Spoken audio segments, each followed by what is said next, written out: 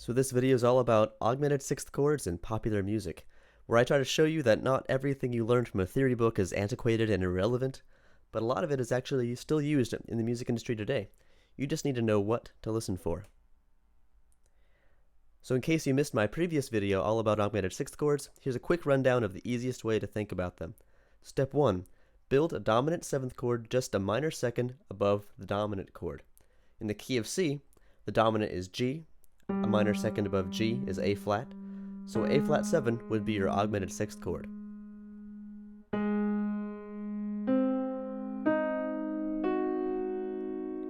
It has a really unique sound that wants to pull us to resolve to the 5 chord. So step 2, to make this a strong sounding transition, we spell this as an augmented sixth instead of as a seventh, as an F sharp instead of a G flat. And step 3, resolve the root and the augmented sixth in opposite directions to the dominant, or to the 1 in second inversion. This movement can have a really powerful effect, which is why you'll often hear this chord being used in moments of emotional intensity in film scores and climactic moments in classical music. There are also 3 slightly different types of augmented sixth chords, arbitrarily named after some of the countries important to Western classical music, the German, Italian, and French augmented sixth chords. Watch the other video for more details on these. It helps to know some of the specifics, but you don't actually need to know any of this in order to just appreciate how effective these harmonies can be. In terms of popular music, augmented sixth chords aren't actually that common, but that's mostly because 90% of the songs out there, from EDM to metal, pop, indie, hip-hop, alternative, folk and classic rock, funk, pretty much everything produced by a major label, just like to stick to the stability of diatonic chords. And there's nothing wrong with that, as they each find other, just as legitimate ways to be musically interesting, such as instrumentation, unique vocal style, lyrics, rhythmic complexity, sampling techniques, signal processing, etc. But knowing how and when to use these otherwise obscure chromatic predominants, such as the augmented sixth, really can set you apart as an artist. The examples we'll hear in this video are from artists who are widely known for their broader harmonic palette.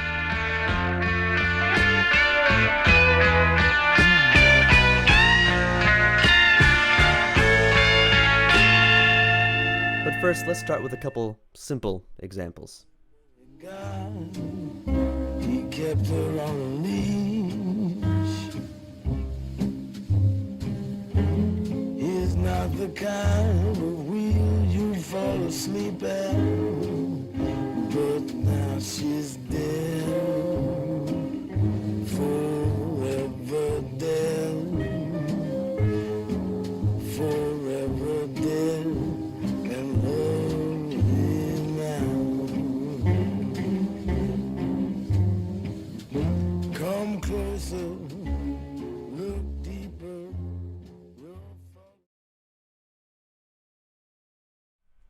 So, let's take a look.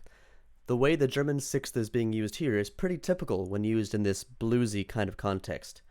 Here it works well to make the already dark lyrics feel even more haunting. And the teasing at the resolution to the dominant adds to the poignance. This kind of toying with the resolution is common in classical music as well, and it all pays off when the cadence arrives.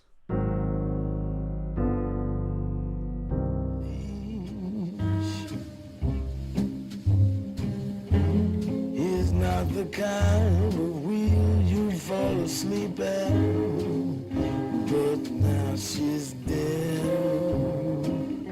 forever dead, forever dead, and lonely now. Next we have a similar, but more up-tempo example. This time the chords haven't been labeled for you, so try to listen for the augmented sixth. I got you in my veins. Without your love, darling, I go insane. I get this feeling I can't explain. I need your love. I need you in my veins.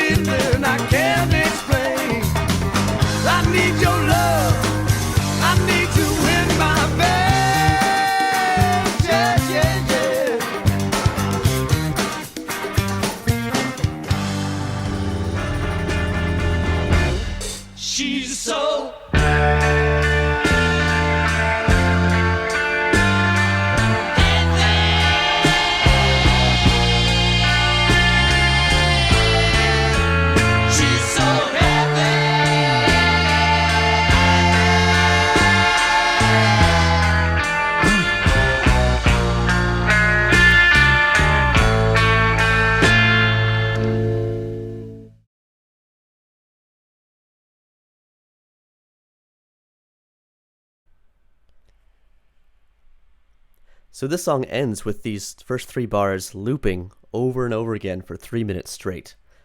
This grinding, hypnotic effect has a lot to do with the odd 10-dotted quarter phrase, and the repetitive guitar line arpeggiating up and down, like some kind of obsessed music box, while the bass line holds what might be considered the melody. I suggest that you pause this video right now and take a couple minutes to really dig into this chord progression and see if you can figure out what's going on harmonically.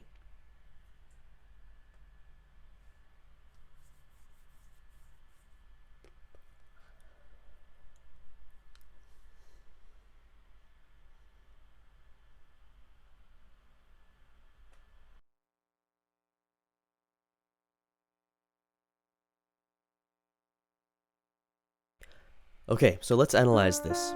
Step 1, we're in D minor, so we want to find all the tonic chords first. Obviously these are broken chords, so think of every 3/8 notes like a chord. The arpeggios in the right hand are just the tonic chord for the whole bar, and the bass is just walking up the scale. So we can identify this as 1, and then 1/6. Also the 4th bar is just a repeat of the first bar in this 3-bar phrase. Next we should look for any appearances of the dominant, which in the key of D minor is A major, which we see very clearly here. E, A, C sharp. The second half of this bar is also definitely dominant, even though it includes these 2 non-chord tones, the 2-note motif of F and D that we see on the weak beats of every measure. The only time we're missing the D is here, where the bass line interrupts with a chromatic walking down in response to the guitars leaping up. So if we want to be a bit more precise about this dominant measure, we could call the second half an A augmented because it includes the F, but there's no doubt that it's still functioning as the dominant. So let's figure out this remaining bar. When we look at this first chord, we see the outline of an E7. E, G sharp, D, which we know doesn't belong in the key of D minor. But because we all watched my video on secondary dominants, we immediately recognize this as the 5/7 of 5. That is, in the key of A, the dominant, E7 is the 5, which pulls us even more strongly to our dominant. But instead of resolving nicely, like a good 5 of 5 should, it adds this flat 9, and then walks down to a B flat. Could this be our augmented 6th chord? Well, B flat is a minor second above the dominant, and the G sharp carried over from the 5 of 5 forms an augmented 6th interval. And there's a 3rd and the 5th. So given that we have a B flat, D, F, and G sharp, this does appear to be our German augmented 6th chord. Also, notice how the augmented 6th resolves traditionally, with the B flat resolving down to an A, and the G sharp resolving up to an A. And the stringing together of these predominant chords, the 5/7 of 5 going to a German 6th, has a way of building up pressure on the way to the cadence. Hopefully you can see just how much is going on in just these 3 bars. Listen once more and try to let yourself just be immersed in this sound.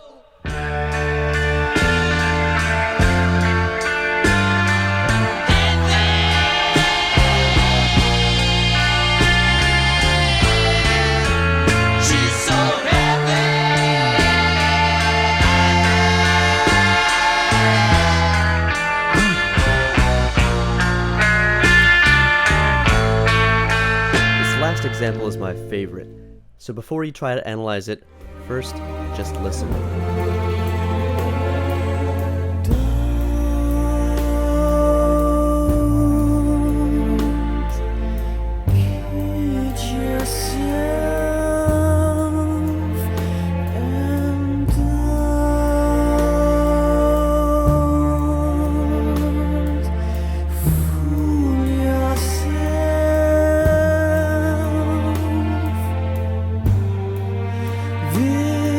This love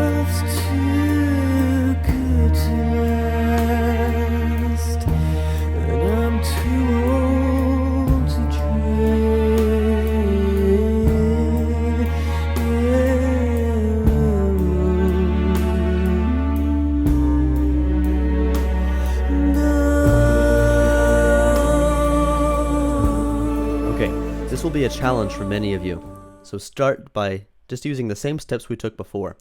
Find all the tonic chords, then the dominants, then other diatonic chords in the key of B flat major, then the chromatic chords.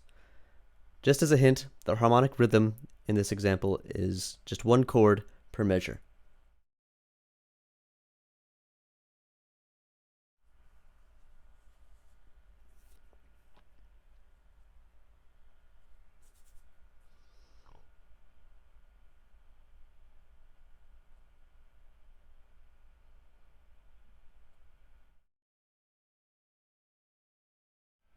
Okay, let's see how you did. The first interesting thing is that the tonic doesn't appear until the very end of the phrase, and the dominant is nowhere to be found.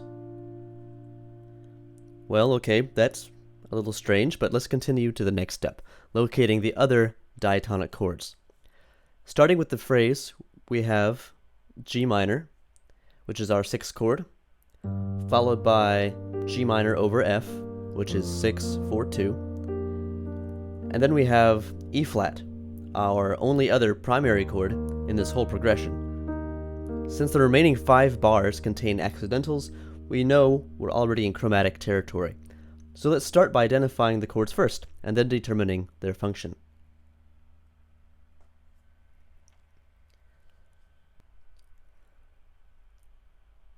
The next bar appears like an E flat with an added C sharp. Enharmonically though, we could call this E flat 7. Since the E flat and the C sharp form an augmented 6th interval, we might be tempted to call this an augmented 6th chord. But it is not a minor second above the dominant, F, and it doesn't resolve to the dominant, so doesn't quite match our criteria for an augmented 6th chord. So moving on for now, we see a friendly D major chord, A, D, F sharp, which we would usually see as a 5 of 6, but it doesn't resolve to 6, so we still can't yet be sure what's going on here. So the next 2 bars just repeat the previous 2, followed by a D over C.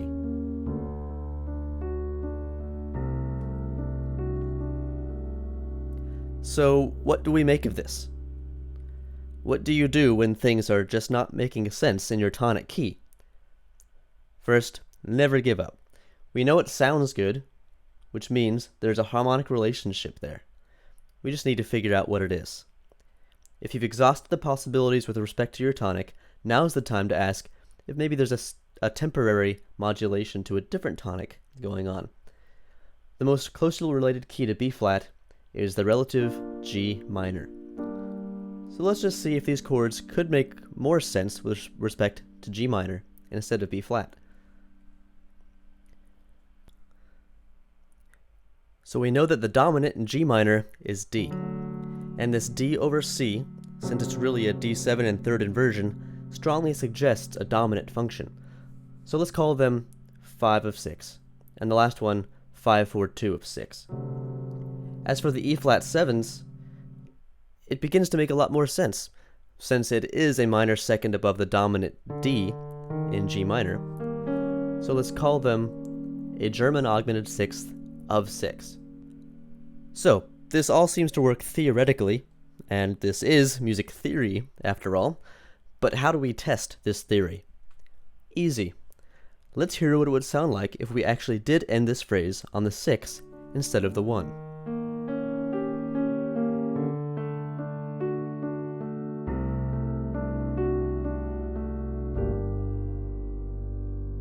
As you could tell, the harmonic gravity really is pulling us toward the G minor, which means our analysis is correct. The phrase just deceptively resolves to B flat, the tonic. This works well for 3 reasons. 1, it has been the tonic for the whole song, and it's ultimately what we've been set up to expect the most. 2, relative majors and minors are so closely related that playing around between them is not that hard for a listener to accept. And 3, credit is also due to the gentle, consistently descending bass line that steps us right down to B flat.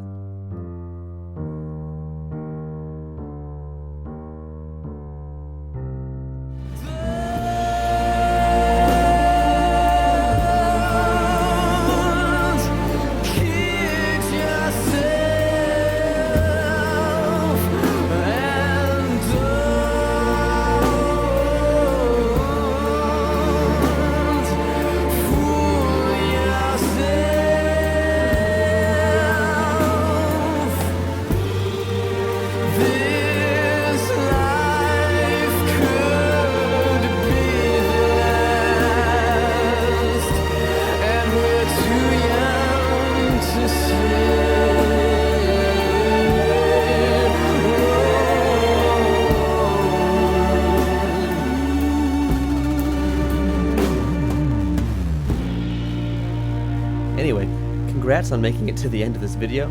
If you have any other favorite examples of augmented sixth, let me know in the comments.